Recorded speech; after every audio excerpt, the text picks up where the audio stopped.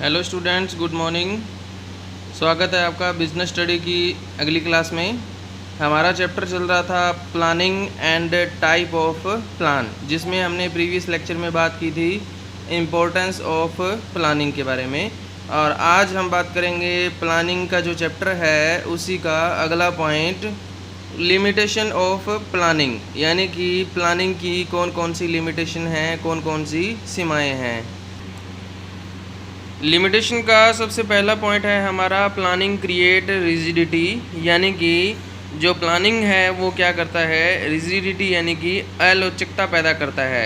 एक तो देखो लोचकता होती है, एक अलोचकता होती है। लोचकता का मतलब क्या हुआ कि जिसमें हम ज़रूरी परिवर्तन कर सकें, यानी कि समय के अकॉर्डिंग, टाइम के अकॉर्डिंग क्या है, जिसमें चेंज करना पॉसिबल हो, उसको क्या कहते हैं, लोचशील यानी कि फ्लेक्सिबल कहते हैं। लेकिन यहाँ पर जो प्लानिंग होता है वो क्या करता है, इसको ख़त्म कर देता है, लोचकता को ख़त्म करके अलोचकता पैदा करता है। यानी कि ज़रूरत पड़ने पर हमें क्या है, अगर कोई चेंज करना हो तो हमारे लिए क्या है, मुश्किल हो जाता है।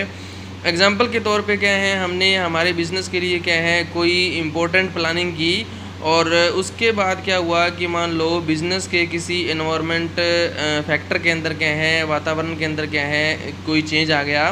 तो चेंज आने की वजह से हमें क्या करना पड़ेगा कि हमारी जो प्लानिंग है, हमारी जो योजना है, उसमें हमें क्या करना पड़ेगा, चेंज करना पड़ेगा। ठीक है, लेकिन क्या है, कई बार प्लानिंग ऐसे होती है जिसमें क्या है, चेंज करना पॉसिबल नहीं होता।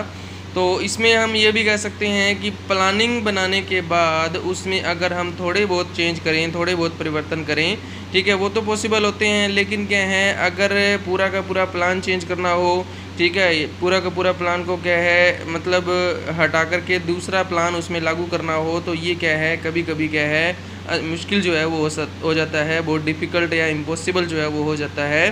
तो इस तरह से क्या है, जो चेंजेबल टाइम होता है, बदलता हुआ जो इन्वायरमेंट होता है, उसके अकॉर्डिंग जो प्लानिंग है उसमें चेंज करना क्या है, बहुत मुश्किल हो जाता है। तो इससे क्या है, अलोचकता जो है वो पैदा होती है, रिजिडिटी जो है वो क्रिएट होती है। नेक्स्ट पॉइंट आता है इसके अंदर, इंटरनल इनफ्लेक्सिबिलिटी। ये इंटरनल जो इनफ्लेक्सिबिलिटी है ये इसी फर्स्ट पॉइंट का पार्ट है। इसमें हमारे पास क्या है, दो पॉइंट दे रखे हैं कि जब हमारे सामने ऐसे चेंजेज हैं, जो इन्वायरमेंट के जो फैक्टर हैं उनमें चेंज आते हैं, तो ये दो तरह के फैक्टर होते हैं। एक तो जैसे हमने इन्वायरमेंट का जो चैप्टर किया था उसमें हमने बात की थी कि फैक्टर जो हैं वो दो तरह के होते हैं, इन्वायरमेंट फैक्टर, इंटरनल और एक्सटर्नल फैक्टर होते हैं। ठीक है, तो ये फैक्टर जो हैं इनमें जब चेंज आता है बार बार, तो उनके अकॉर्डिंग हम क्या है, प्लानिंग में चेंज नहीं कर सकते। तो इंटरनल फैक्टर कौन कौन से होते हैं, जैसे बिज़नेस के अंदर के ऑब्जेक्टिव होते हैं, या अंदर की पॉलिसीज़ होती हैं, प्रोसीजर होते हैं, ठीक है, या रूल रेगुलेशन होते हैं, प्रोग्राम होते हैं, वो इंटरनल फैक्टर कहलाते हैं। ठीक है, उसके बाद आता है एक्सटर्नल फैक्टर। एक्सटर्नल फैक्टर के बारे में हमने बात की, पॉलिटिकल इन्वायरमेंट है, नेचुरल इन्वायरमेंट है, टेक्निकल इन्वायरमेंट है। ठीक है, तो ये सारा इन्वायरमेंटल फैक्टर में जब चेंजेज आता है तो इसकी वजह से प्लानिंग के अंदर क्या है, रिजिडिटी क्रिएट होती है, अलोचकता जो है वो पैदा होती है, जो प्लान को सक्सेसफुल होने में क्या है, एक बैरियर, एक बाधा जो है वो उत्पन्न करती है। अगला पॉइंट भी इसी से रिलेटेड है। ये कहता है कि planning does not work in dynamic environment, यानी कि जो बदलता हुआ एनवायरनमेंट है उसमें जो प्लानिंग है वो काम नहीं कर सकता। क्यों? क्योंकि जब हम प्लानिंग बनाते हैं, एनवायरनमेंट के फैक्टर्स को ध्यान में रख कर के हम प्लानिंग बनाते हैं, और जब क्या है, उन्हीं एनवायरनमेंट के फैक्टर्स में चेंज आ जाता है, लेकिन हमारे लिए क्या है, हमारी प्लानिंग में चेंज करना क्या है, मुश्किल हो जाता है। तो इसलिए क्या है, प्लानिंग जो है वो बदलता हुआ जो परिवेश होता है, बदलता हुआ जो इन्वायरमेंट होता है, उसमें क्या है, ये काम नहीं कर सकता। ठीक है, इसके अलावा क्या है, अगर हम लंबा प्लान बनाएंगे, ठीक है, तो उसका इफ़ेक्ट कम होता है, लेकिन छोटा प्लान बनाएंगे तो उसका इफ़ेक्ट क्या होता है, ज़्यादा होता है। कैसे कि जैसे हमने क्या है, बहुत एक लंबा जो प्लान है वो क्या है, हमने बना लिया, ठीक है, तो लंबा प्लान होगा तो उसका टाइम पीरियड लंबा होगा, और जब क्या है, लॉन्ग टाइम पीरियड होगा तो उसमें इन्वायरमेंटल के जो फैक्टर होते हैं उनमें चेंज होने की संभावनाएं जो हैं वो बढ़ जाती हैं। इसलिए क्या है, लॉन्ग टर्म के जो प्लान होते हैं उनका प्रभाव जो है वो कम हो जाता है, लेकिन शॉर्ट टर्म में कम टाइम के अंदर क्या है, उनमें चेंज होने की संभावना नहीं होती इतनी। इसलिए क्या है, छोटे टाइम के जो प्लानिंग होती है वो ज़्यादा सक्सेसफुल होती है।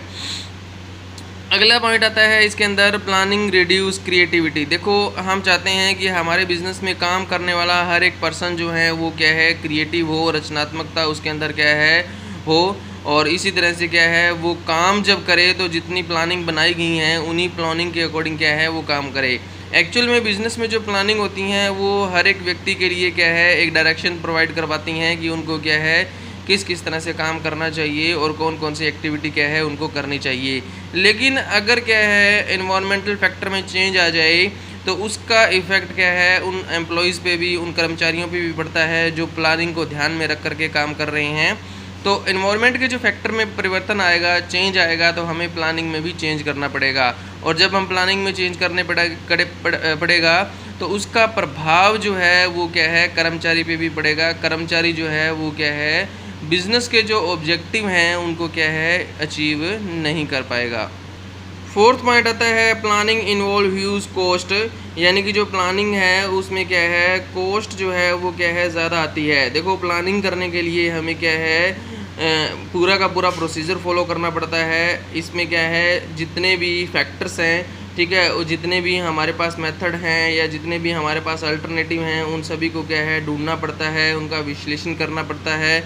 और क्या है अच्छे से विश्लेषण करने के बाद क्या है फिर जो है उसमें से एक विकल्प को चुन करके उसको लागू किया जाता है। तो इस सभी रास्ते में क्या है बहुत लंबा रास्ता हो जाता है जिसमें क्या है टाइम भी ज़्यादा लगता है और साथ के साथ क्या है हमारी लागत जो है वो भी क्या है अधिक आती है। सूचनाओं इन्फॉर्मेशन को इकट्ठा करना, उनका विश्लेषण करना, इसमें लागत जो है वो क्या है ज़्यादा आती है।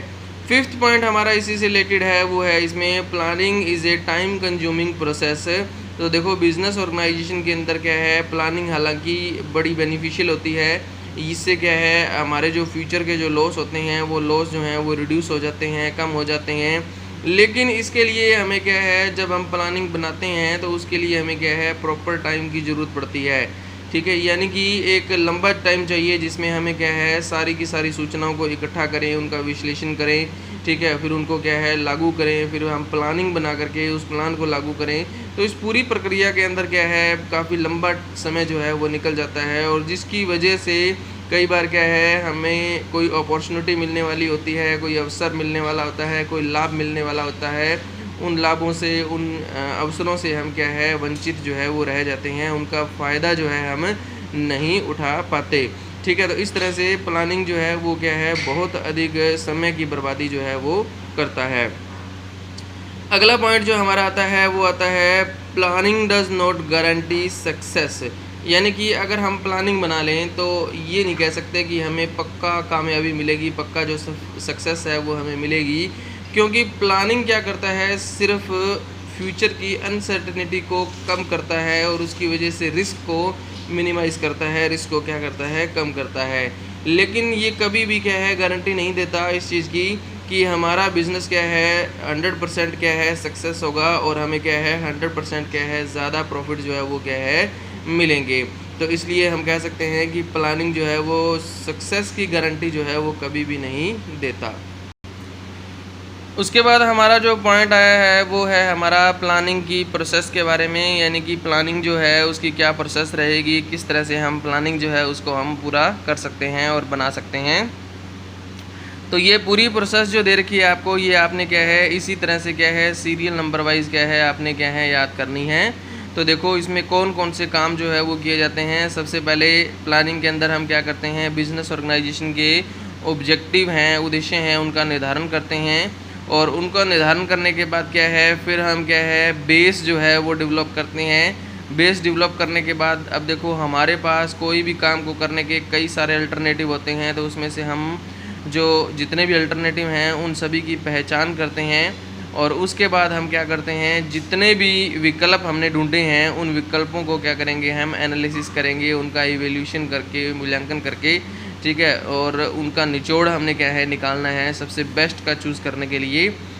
फिफ्थ स्टेप में हम क्या करेंगे जितने भी अल्टरनेटिव होते हैं उनमें से सबसे अच्छा अल्टरनेटिव जो होता है उसका हम सिलेक्शन करेंगे यहाँ पर, और सिलेक्शन करने के बाद हम जो हमारा प्लान है, ठीक है, इस अल्टरनेटिव के आधार पर हम जो प्लान है उस प्लान को लागू करेंगे और लागू करने के बाद हमें क्या है समय समय पर क्या है इस प्लान की समीक्षा करनी पड़ेगी, इस प्लान को देखना पड़ेगा हमें और ये पता लगाना पड़ेगा कि जो हमने प्लानिंग की थी वो सही से हमारा जो है प्लान जो है वो सक्सेस हो रहा है या नहीं हो रहा है। इस चीज़ को भी क्या है हमें समय समय पर क्या है मेज़र जो है वो करना पड़ेगा। तो ये प्लानिंग की हमारी प्रोसेस है जिसको हम डिटेल में पढ़ेंगे। तो आपने क्या है सारी प्रोसेस के ये पॉइंट एक बार आपने लर्न करने हैं, उसके बाद हम क्या है इनको एक एक करके पढ़ेंगे। तो अगला जो लेक्चर होगा उसमें हम क्या है इसके बारे में बात करेंगे। Okay, thank you.